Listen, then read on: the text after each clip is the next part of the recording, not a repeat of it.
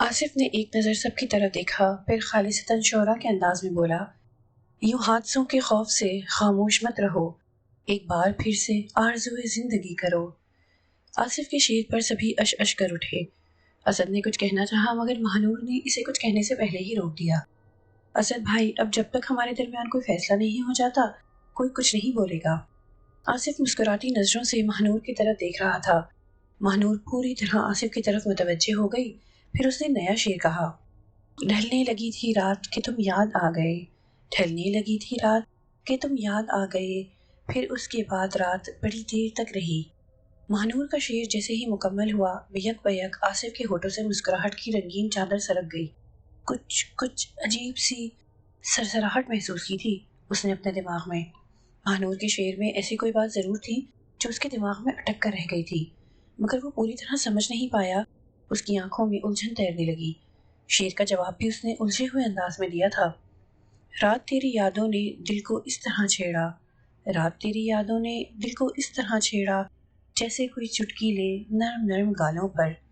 جواب میں مہنور نے دو شعر اکٹھے کہے، شب کو ظلمت میں ڈھالنے والے، دن کو سورج نکالنے والے، امتحانوں کے ہم نہیں قابل، آزمائش میں ڈالنے والے۔ مہنور کے ان دو اشعار پر اس کے دماغ میں کلبلاہٹ سی مچ گئی۔ اس کی چوڑی پیشانی پر شکنوں کا جال سا پھیل گیا۔ کوئی انتہائی سنسنی خیز احساس تھا جو اس کے دماغ میں اچانک رینگنے لگا تھا۔ کیا ہوا محترم؟ افتخار نے اسے مخاطب کیا تو وہ چونک پڑا۔ ہاں کچھ نہیں، ذہن خالی ہو گیا یا آنکھوں آگے اندھیرے آنے لگے ہیں؟ افتخار نے یہ الفاظ ازراہ مذاق کہے تھے، مگر آصف کے دماغ میں اس کے یہ الفاظ کسی بم کی طرح پھٹے تھے۔ رات، تاریکی، ظلمت، اندھیرا، سیاہی، اس کے دماغ میں باوا سائی کے الفاظ گونجنے لگے۔ صفی میاں، ایک سیاہ طوفان ہے جو ہر گزرتے لمحے کے ساتھ تمہارے قریب آتا جا رہا ہے۔ میں سخت گہری تاریکی تمہاری طرف بڑھتے ہوئے دیکھ رہا ہوں۔ راستے میں تاریکیاں بھی آئیں گی، یوں بے خبر نہ رہو، دشمن کی ہر ایک چال پر نظر رکھو۔ مشینیں تم جمع کر چکے ہو، یہ لو، مشینیں آن کرنے کا طریقہ اس میں درج ہے، اندر رکھاؤ۔ آصف کے دماغ میں ایک چھناکا سا ہوا۔ اسے باوا سائی نے کوئی چیز دی تھی، کوئی انتہائی اہم اور خاص چیز جو اس نے اپنے کمرے میں کتابوں والی الماری کے اوپری خانے میں رکھی تھی، اور اس کے بعد اب یاد آ رہا تھا کہ کتابوں والی الماری کے اوپری خانے میں کچھ رکھا تھا، اور آج اس چیز کو وہاں رکھے 3 روز گزر چکے تھے۔ ابھی یہ مقام شکر تھا کہ گھر میں سب امن و امان تھا اور کوئی بھی غیر معمولی واقعہ رونما نہیں ہوا تھا، حالانکہ حالات ایسے نہیں تھے کہ وہ یوں بے فکری اور لاپرواہی کا مظاہرہ کرتا، وہ بھی ایسے میں کہ جبکہ حالات کی نزاکت کا اسے پورا احساس تھا۔ آصف صاحب کہاں کھو گئے؟ آصف کو یوں خاموش دیکھ کر اسد نے اسے مخاطب کیا۔ ہوں؟ آصف نے چونک کے اس کی طرف دیکھا۔ اس کا انداز ایسا تھا جیسے اسے کچھ اندازہ ہی نہ ہو کہ وہ کہاں بیٹھا ہے۔ شیر ہو گیا جناب، اب آپ کی باری ہے۔ افتخار نے گویا اسے آگاہ کیا۔ اب میں کسی شیر کا جواب نہیں دوں گا۔ آصف نے گہری سانس لیتے ہوئے سنجیدہ لہجے میں کہا، کیوں؟ کیا ذہن خالی ہو گیا؟ ہاں کچھ ایسا ہی ہے۔ نہیں بھائی، ہم یہ بات نہیں مان سکتے کہ آپ کا ذخیرہ اشعار ختم ہو گیا ہے۔ میں منوانا بھی نہیں چاہتا، اور معذرت کے ساتھ میں اب یہاں بیٹھ بھی نہیں سکتا۔ آصف نے سنجیدگی سے کہا اور اپنی جگہ سے اٹھ کر کھڑا ہو گیا۔ بھائی یہ بھلا کیا بات ہوئی؟ آصف بیٹھو یار، اب تو ماحول بنا ہے۔ افتخار نے اس کا بازو پکڑ لیا۔ نہیں افتخار بھائی، میری طبیعت بگڑ رہی ہے، میں اب جا کر آرام کروں گا۔ آصف نے معذرت خواہانہ انداز میں کہا اور آہستگی سے بازو چھڑا کر کمرے سے باہر نکل گیا۔ تمام افراد اس کے موڈ کی اس اچانک تبدیلی پر حیران تھے۔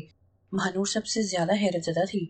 وہ سوچ رہی تھی کہ کہیں آصف کا لہجہ اور آنکھیں پڑھنے میں اس سے کوئی غلطی تو نہیں ہوئی۔ آصف نے کمرے میں آتے ہی دروازہ اندر سے بند کر لیا اور پھر الماری کی طرف بڑھ گیا۔ اس نے الماری کے اوپری خانے میں جھانک کر دیکھا تو اس کی دھڑکنیں تیز ہو گئیں۔ وہاں سبز کپڑے میں لپٹی ہوئی کوئی چیز پڑی تھی۔ آصف نے بے چینی سے وہ چیز اٹھا لی اور پھر پلنگ پر بیٹھ کر وہ کپڑا کھولنے لگا۔ اس کا دل عجیب سی بے چینی کا شکار تھا۔ اس نے وہ کپڑا کھولا تو اندر کوئی لچبچی سی چیز برآمد ہوئی، ایک عجیب سی سفید رنگ کی کوئی جھلی نما شے جو تہ در تہ تھی۔ آصف نے بغور اس کا جائزہ لیا مگر وہ سمجھ نہ پایا کہ یہ کیا شے ہے۔ پھر وہ اس کی تہیں کھولنے لگا۔ اس باریک جھلی کی تہیں کپڑے کی طرح کھلتی چلی گئیں۔ وہ جھلی تقریباً 3 فٹ کی لمبائی چوڑائی میں تھی، جس پر سبز رنگ میں کچھ خانے بنائے گئے تھے، جس میں کچھ شکلیں بنی ہوئی تھیں، اور ان خانوں کے ساتھ ساتھ باریک الفاظ میں ایک طویل عبارت تحریر تھی۔ آصف پوری توجہ سے اسے دیکھنے لگا۔ گناہ کی اقسام، منازل قمر، شرف کواکب، عقد ثریا، ہواؤں کا بیان، زندگی کا دور تسلسل، چاروں نجوم کے اشارات، قوائے بدن کی 3 اقسام، تصفیہ قلب اور مشاہدات، خوابیدہ دماغ کی بیداری۔ اس سے آگے کی تحریر میں اسے مخاطب کیا گیا تھا: صفی میاں، تمہارے ذہن میں بہت سی الجھنیں ہوں گی، مگر اپنے ذہن کو ان کی طرف نہیں الجھانا۔ آج ایک آسان سے راستے سے تمہیں وہ کچھ دیا جا رہا ہے جس کے لیے لوگ زندگیاں گلا دیتے ہیں۔ اس میں جو کچھ درج ہے اس پر عمل کرو، مگر عقل سے۔ صرف یہ یاد رکھنا کہ مکان کی چھت پر پہنچنے کے لیے سیڑھی استعمال کی جاتی ہے، مگر اس کو بھی زینہ بزینہ طے کرنا پڑتا ہے۔ قوائے بدن کو جان لو اور کل اپنے خوابیدہ دماغ کی بیداری کا عمل کر لینا۔ اس سے آگے قوائے بدن کی اقسام کا ذکر تھا۔ آصف پوری طرح اس تحریر میں منہمک ہو گیا۔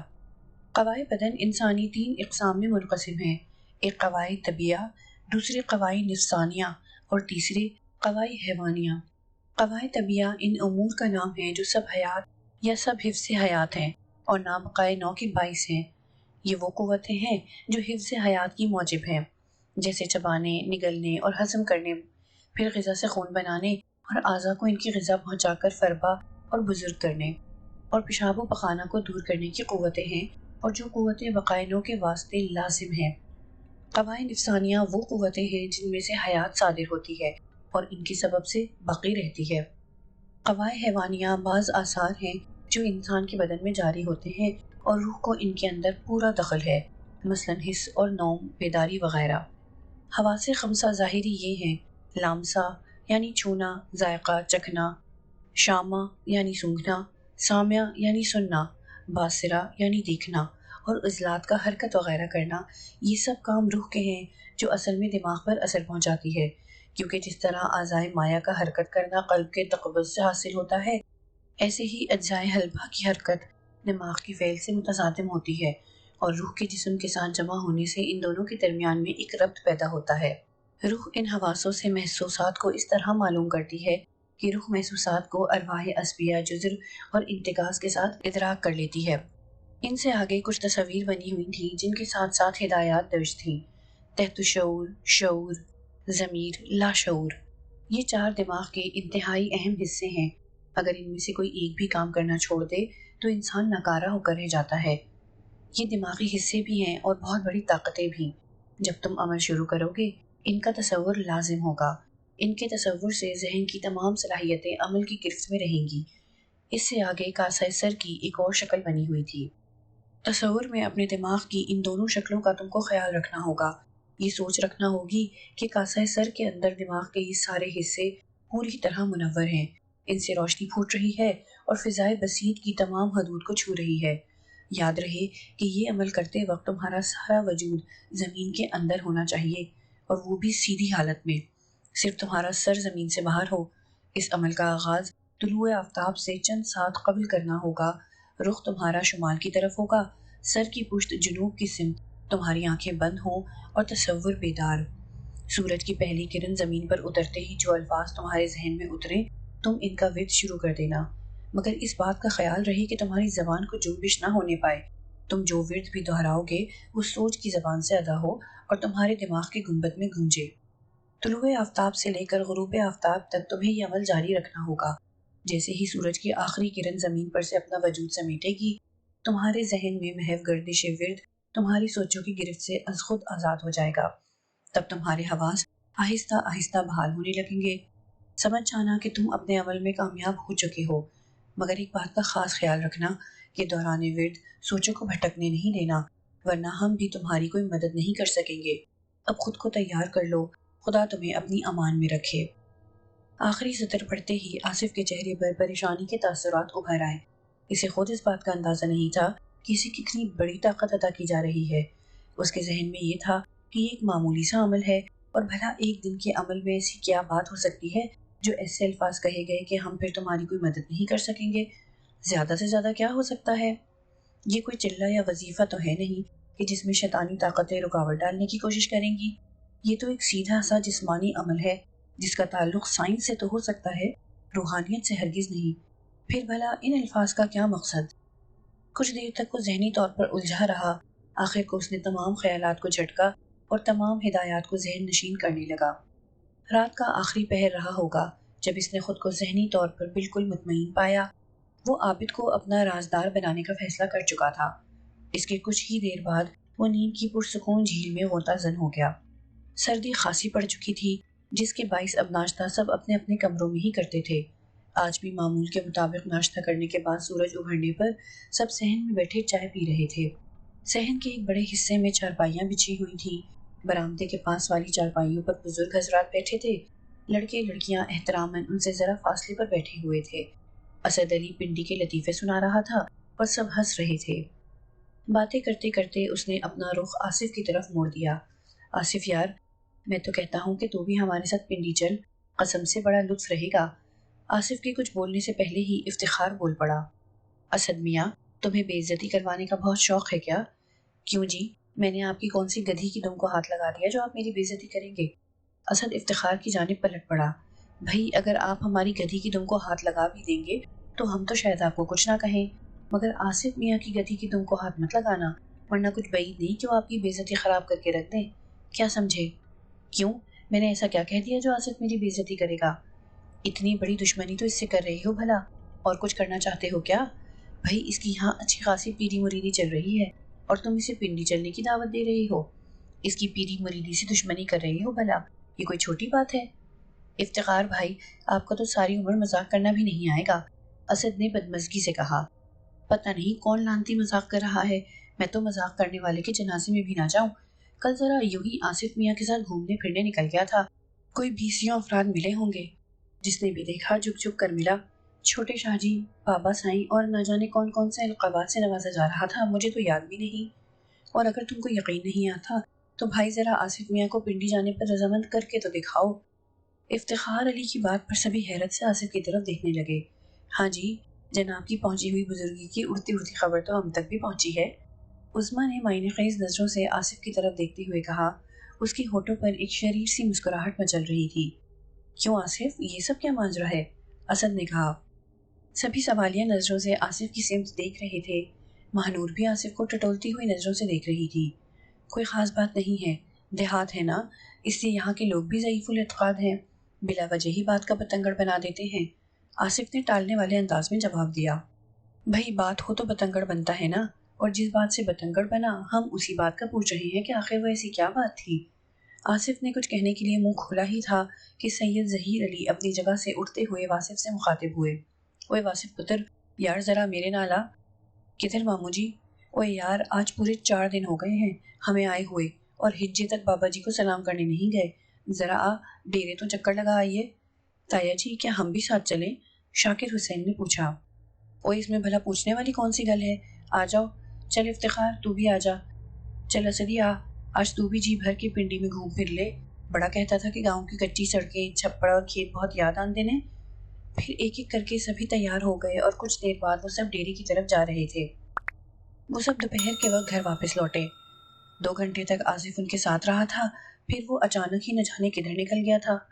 شام ہونے کو آئی تھی مگر آصف ابھی تک واپس نہیں آیا تھا۔ سید ظہیر علی اس کے اس طرح اچانک غائب ہو جانے پر حیران تھے کہ نہ بتایا، نہ پوچھا اور نہ جانے کدھر نکل گیا ہے۔ مگر واصف نے کہا کہ اس میں پریشانی کی کوئی بات نہیں ہے، وہ ایسا ہی ہے، اکثر چپ چاپ کسی طرف نکل جاتا ہے اور گھنٹوں غائب رہتا ہے۔ سید ظہیر علی نے گھر آ کر بھی سرسری سا تذکرہ کیا تھا اور مہنور اس وقت سے آصف کے متعلق سوچ رہی تھی۔ حقیقی بات تو یہ تھی کہ وہ آصف کے متعلق ابھی تک کوئی رائے قائم نہیں کر سکی تھی کہ وہ کس طبیعت کا آدمی ہے۔ کبھی وہ اسے خوش مزاج اور شوخ سا نوجوان دکھائی دیتا اور کبھی اسے یوں لگتا جیسے وہ کوئی صدیوں پرانی کسی خشک مزاج بوڑھے کی بدرو ہو۔ پھر مغرب کی اذانیں شروع ہوئیں تو تینوں ماموں، خالو سید خلیل الحسن اور سید بشیر الحسن سبھی نماز پڑھنے کے لیے مسجد کو چلے گئے۔ ان کے جانے کے کچھ ہی دیر بعد آصف آ پہنچا۔ واصف، افتخار، عابد، آسماء، مسرت، عظمیٰ اور مہنور ایک ہی کمرے میں موجود تھے۔ آصف دروازے پر ہی رک گیا، اس کے چہرے پر گہری سنجیدگی طاری تھی۔ آصف پر نظر پڑتے ہی واصف قدرے ترش لہجے میں اس سے مخاطب ہوا۔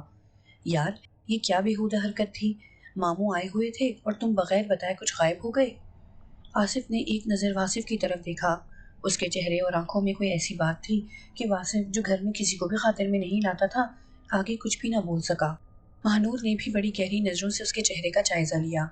اس کے سامنے آصف کا ایک اور ہی روپ تھا۔ آصف نے واصف کی بات کا کوئی جواب دیے بغیر عابد کو مخاطب کیا۔ عابد، باہر کرمو بلا رہا ہے تمہیں۔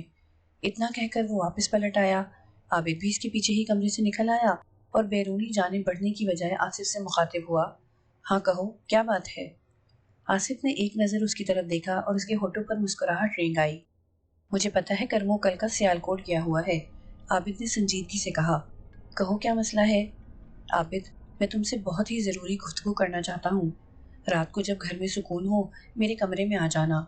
اتنا کہہ کر وہ اپنے کمرے کی طرف بڑھ گیا۔ کھانا بھی اس نے اپنے کمرے میں ہی لیا۔ اس کا ارادہ آج محفل میں بیٹھنے کا نہیں تھا، مگر سبھی اس کے کمرے میں گھس آئے کہ آؤ ہمارے ساتھ، تمہارے بغیر گپ شپ کا مزہ نہیں آ رہا۔ اس سے پہلے ان میں سے کوئی بھی آصف کے کمرے میں نہیں آیا تھا، یہاں تک کہ واصف اور عابد بھی نہیں۔ آج کئی سال بعد وہ اس کمرے میں داخل ہوئے تھے اور کمرے میں داخل ہو کر سبھی دنگ رہ گئے تھے۔ سب سے آخر میں عظمیٰ اور مہنور کمرے میں داخل ہوئی تھیں اور کمرے کی اندرونی حالت دیکھ کر ان کی آنکھیں بھی کھلی کی کھلی رہ گئی تھیں۔ 3 دیواروں میں بنی ہوئی تینوں الماریاں کتابوں سے بھری ہوئی تھیں۔ تینوں دیواروں کے ساتھ بنی ہوئی شیلفوں پر بھی کتابیں تھیں جو چھت کے ساتھ لگ رہی تھیں۔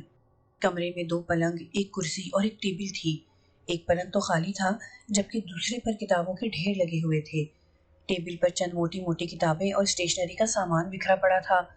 کچھ کاغذ تھے جن پر ہاتھوں کے پرنٹ اور زائچے بنے ہوئے تھے اور ان کاغذوں پر ایک موٹا عدسہ دھرا ہوا تھا۔ ایک طرف دیوار پر شیشہ لگا دکھائی دے رہا تھا جس کے بالکل وسط میں ایک سیاہ دھبا نظر آ رہا تھا۔ چھت کے ساتھ ایک ٹیوب نما شیشے کا راڈ باریک ڈوریوں کی مدد سے لٹکایا گیا تھا جس کے اندر ایک سیاہ رنگ کا مردہ سانپ نظر آ رہا تھا۔ دائیں طرف کی دیوار کے ساتھ فرش پر چند تشتریاں ترتیب سے رکھی ہوئی تھیں جن میں کئی قسم کی ٹہنیاں، جڑیں اور پتے پڑے تھے۔ ان کے ساتھ چند کچے گھڑے رکھے تھے جن کا منہ کپڑوں سے بندھا ہوا تھا اور ان گھڑوں کے پاس ہی پلاسٹک کے جار نظر آ رہے تھے۔ اور نہ جانے کیا کیا کچھ وہاں موجود تھا۔ آصف جب بھی اپنے کمرے میں ہوتا دروازہ اندر سے بند کر کے رکھتا تھا اور آج بھی ایسا ہی تھا، پر دروازے کی دستک پر جیسے ہی اس نے زنجیر ہٹائی وہ سب ایک دم اندر گھس آئے تھے اور اب آنکھیں پھاڑ پھاڑ کر ادھر ادھر دیکھ رہے تھے، جبکہ آصف پلنگ پر یوں سر جھکائے خاموش بیٹھا تھا جیسے کوئی بہت بڑی چوری پکڑی گئی ہو۔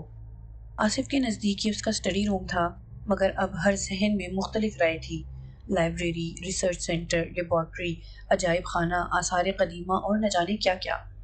دوسروں کے ساتھ ساتھ واصف، شاہد اور زاہد کی آنکھیں بھی یہ سب دیکھ کر حیرت سے دگنا ہو گئی تھیں۔ ایک عابد تھا جس کے چہرے پر کوئی خاص تاثر نہ تھا، البتہ اس کی آنکھوں میں قدر حیرت اور اس سے زیادہ تجسس تڑپ رہا تھا۔ کمال ہے بھئی، یہ سب کیا ہے؟ افتخار علی انتہائی حیرت سے بولے۔ ہمیں تو پتہ ہی نہیں تھا کہ موصوف اتنے زیادہ ایجوکیٹر ہیں۔ یار آصف، تم تو بڑے چھپے رستم نکلے، کبھی بتایا ہی نہیں کہ اتنا علم سمیٹے ہوئے ہو۔ یہ اسد تھا۔ بڑی گہری چیز ہے یہ، پر یہ سب چکر کیا ہے؟ ہم بھی کہیں کہ اتنی سی عمر میں پیری مریدی کا سلسلہ کیسے چل پڑا؟ یہ تو علم ہی نہ تھا کہ جناب کتابی کیڑا ہے، پتہ نہیں کیا کیا دماغ میں ہضم کر رکھا ہے۔ ان کتابوں کی تعداد بھلا کیا ہوگی؟ یہ عظمیٰ تھی۔ کیوں آصف میاں، کچھ حساب کر رکھا ہے کہ یہ کتابیں کتنی ہیں؟ افتخار نے آصف کو مخاطب کیا۔ 3780، آصف نے سرسری سے انداز میں کہا۔ کیا یہ ساری کی ساری کتابیں تم نے پڑھ رکھی ہیں؟ شاکر حسین نے شدید حیرت سے کہا۔ نہیں، میں نے یہ اچار ڈالنے کے لیے جمع کی ہے، آصف نے کہا۔ سبھی تبصرے کر رہے تھے مگر مہنور خاموش تھی، اس کی حالت عجیب ہو رہی تھی۔ دوسرے لوگ صرف حیرت اور تجسس میں مبتلا تھے، جبکہ وہ حیرت کے ساتھ ساتھ ایک نامانوس خوشگوار احساس کا شکار تھی، مگر یہ بات اس کی عقل سے ماورا تھی کہ یہ عجیب حالت اس کے دماغ کی ہے یا دل کی۔